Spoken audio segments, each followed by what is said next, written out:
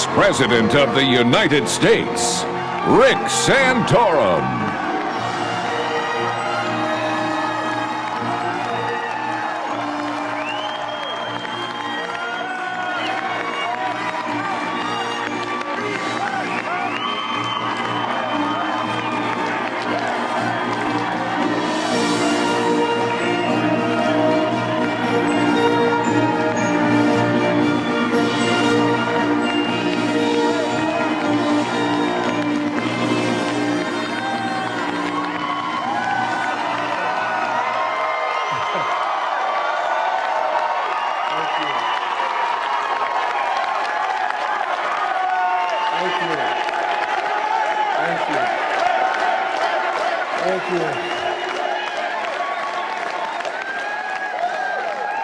Thank you. Well, thank you for coming out, Steubenville, Ohio. God bless you. Thank you for being here.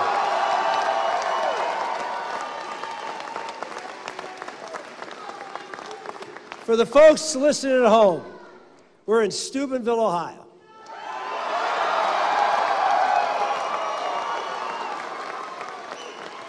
Not too many presidential candidates come to Steubenville, Ohio, much less hold their victory party here in Steubenville, Ohio.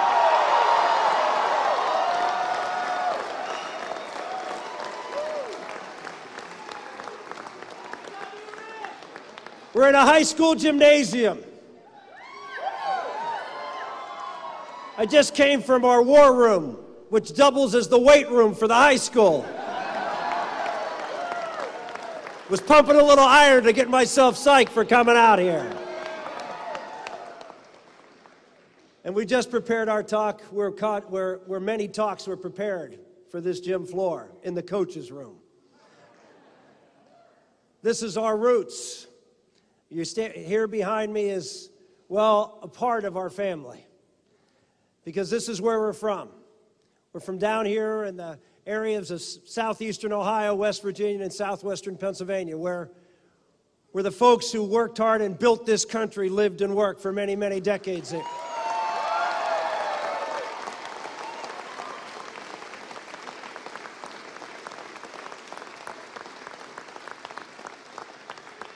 I'm particularly excited to be here with my family. When I say my family, I mean not just my family, of our immediate family, but my mom, who is right here. That's my mom, Kay, 93.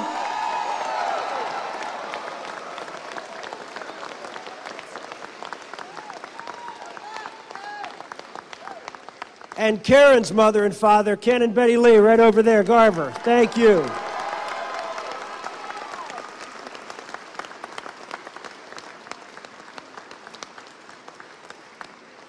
I got my brother here and his family, and Karen has, well, several. Karen's one of 11 children, so you can imagine brothers, sisters, nieces, nephews. We've got a great crew back here, all behind us, because this campaign is about the towns that have been left behind and the families that made those towns the greatest towns across this country.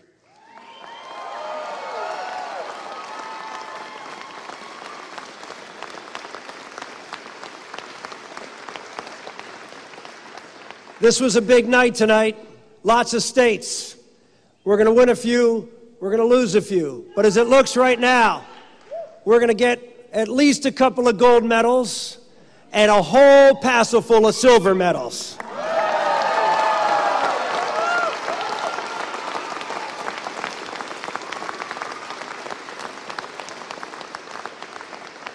We can add to Iowa, Missouri, Minnesota, Colorado, now Oklahoma and Tennessee. We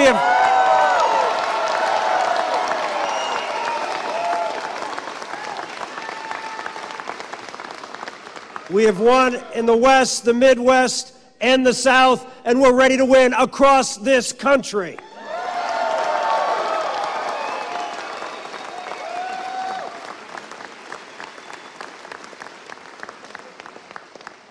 I want to thank again my wife. I know that those who have seen her on the campaign trail, that the common refrain is more Karen, less Rick. But I'm working on it. I'm trying to get as good as she is at this political stuff, but she has been an amazing partner for me and my conscience, my biggest supporter, my most important, my most honest critic, and someone who has kept our family together and continues to do remarkable and incredible things every day for me and all of us. Thank you very much, my love.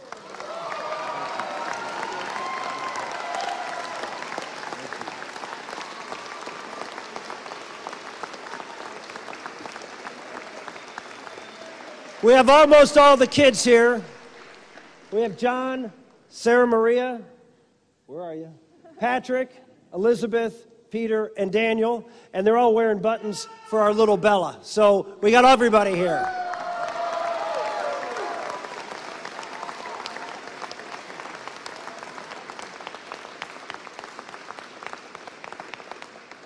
We went up against enormous odds, not just here in the state of Ohio where who knows how much we were outspent, but in every state. There wasn't a single state in the list that I just gave you where I spent more money than the people I was able to defeat to win that state. In every case, we overcame the odds. Here in Ohio, still too close to call.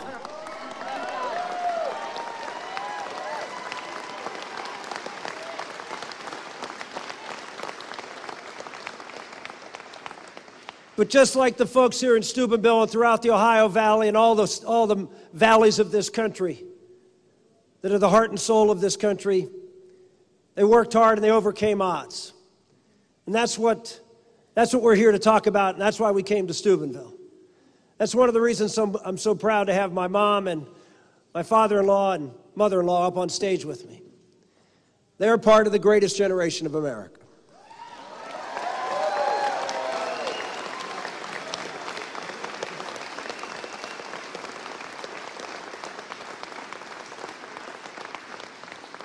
They preserved liberty by sacrificing immeasurably to keep this country free from despots. Ladies and gentlemen, it's a bit different battle that we're engaged in today, but it's no less a battle for the basic liberties that this country was founded upon. We have a group of people in Washington and in other places around this country who believe that the elites in Washington are the ones who should be making the decisions for all of us. And they have systematically gone and grown the size and scale of government to beyond where it was just unrecognizable. We are running deficits where we're borrowing 40 cents of every dollar. And as you look at all of the young people here, the leaders in Washington are saying to you, on your tab, and you will pay for this the rest of your life. What right does a government have to do that to the next generation?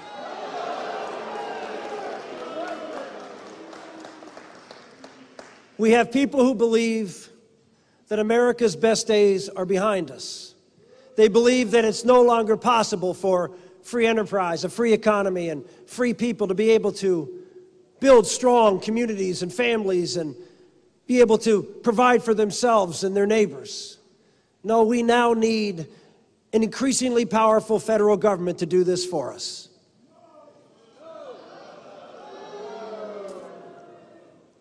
The reason that Karen and I ultimately decided to get into this race was because of that issue, and in particular, one issue.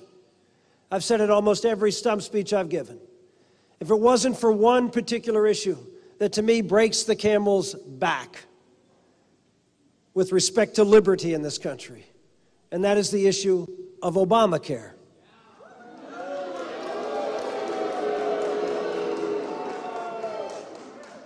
What we will go to in a very short period of time, the next 2 years, a little less than 50% of the people in this country depend on some form of federal payment, some form of government benefit to help provide for them.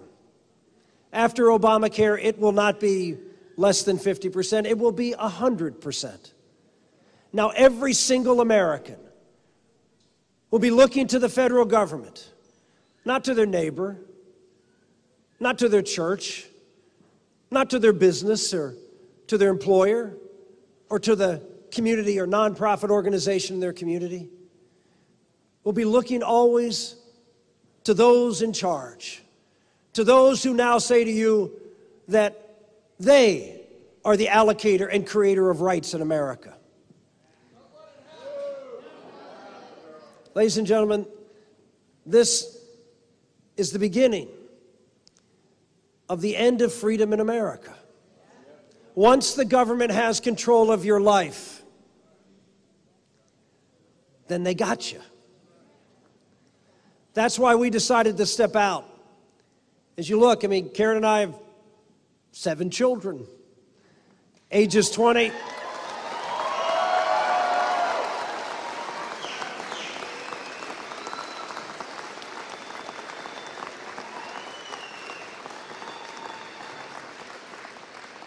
Ages 20 to 3, not exactly the best time to be out running for President of the United States.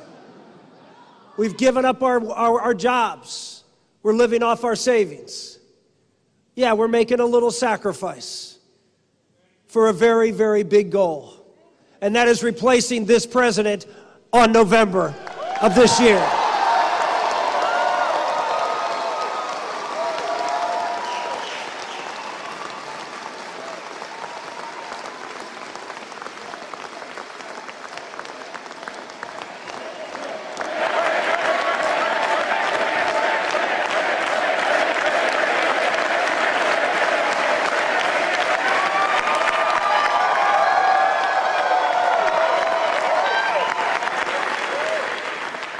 In order to make that happen, the Republican Party has to nominate somebody who can talk about the broad vision of what America is.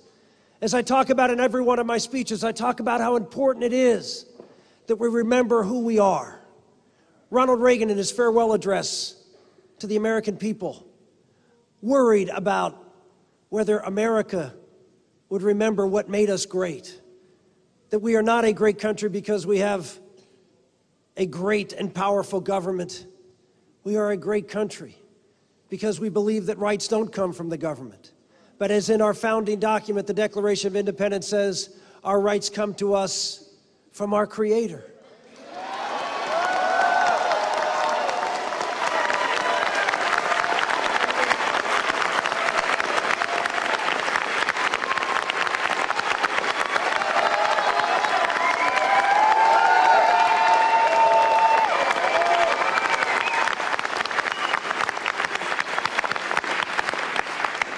The government's job and the Constitution of this country was intended to do one thing: protect those rights, so each and every one of you would have the opportunity to build their own life, to take your own path, to create a strong family, strong neighborhood, community, state and country. That's what made America great. We built a great country from the bottom up. And we need people to go up against President Obama and his vision of a top-down government control of not just health care, but of energy and of manufacturing and of financial services and who knows what else is next. But this is a president who believes that he simply is better able to do this than you are, that he will be fairer than you are with your fellow man.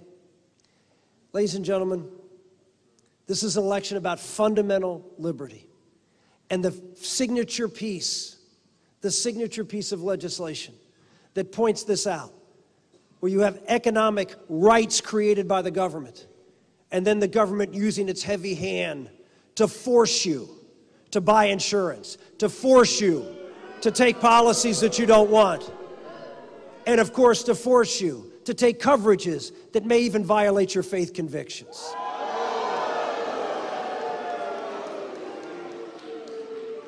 In this race, there is only one candidate who can go up on the most important issue of the day and make the case, because I've never been for an individual mandate at a state or federal level.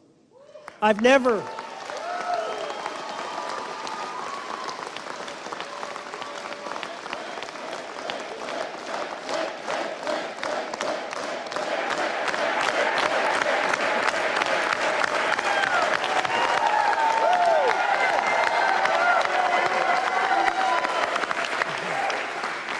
I've never passed a statewide government-run healthcare system when I was governor because, well, I wasn't governor, but Governor Romney did. And now we find out this week, not only did he pass it in Massachusetts, he advocated for it to be passed in Washington, D.C. in the middle of the debate on health care. It's one thing to defend a mandated top-down government-run health care program that you imposed on the people of your state. It's another thing to recommend and encourage the President of the United States to impose the same thing on the American people. And it's another thing yet to go out and tell the American public that you didn't do it.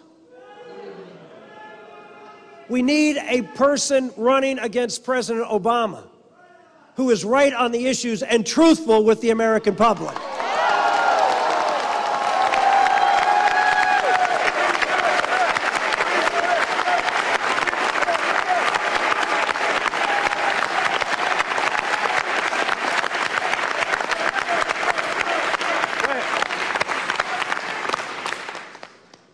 This race provides a great opportunity for a great contrast.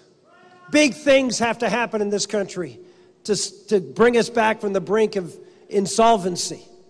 Big things have to happen so we can secure our freedom.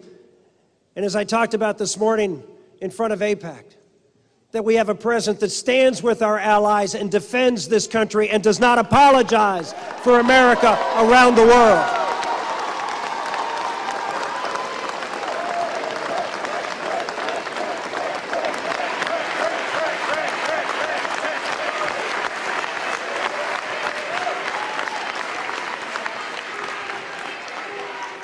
We need a fighter.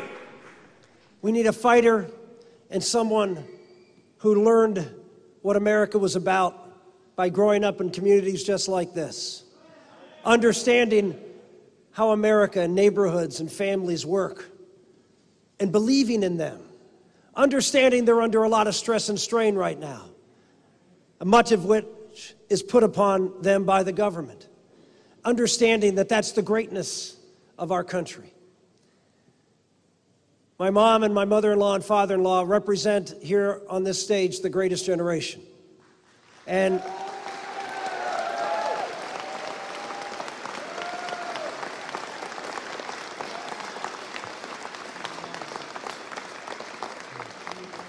Mom's hamming it up a little bit over there, okay. But the greatest generation was the greatest generation not because they had greater character or courage or perseverance than those of us today.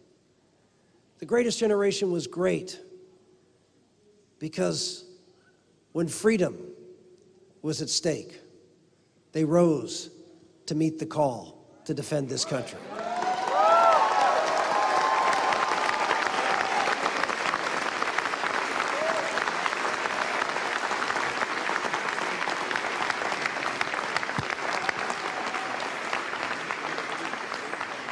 We're in a time in this country when freedom is at stake, and you are all blessed, as I am, to be here at a time when your country needs you.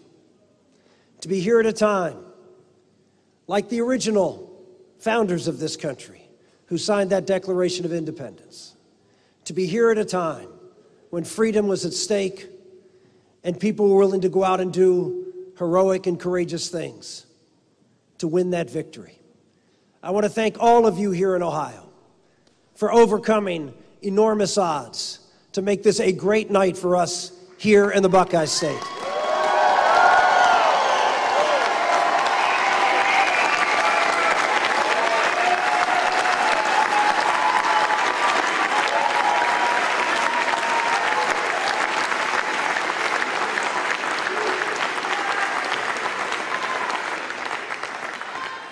I want to thank in particular up here on stage Mike and Fran DeWine for all the help and support and standing up and fighting for me throughout the course of this time. Thank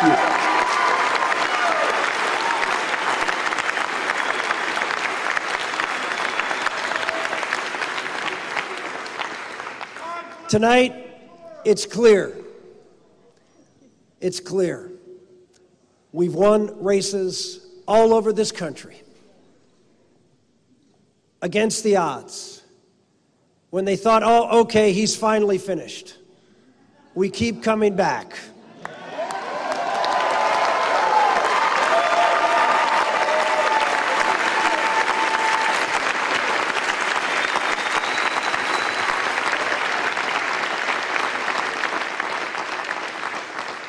We are in this thing. We are in this thing not because I so badly want to be the most powerful man in this country.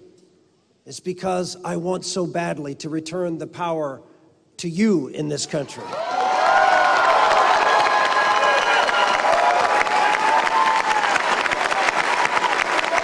Thank you, Steubenville. God bless you. And God bless America. Thank you.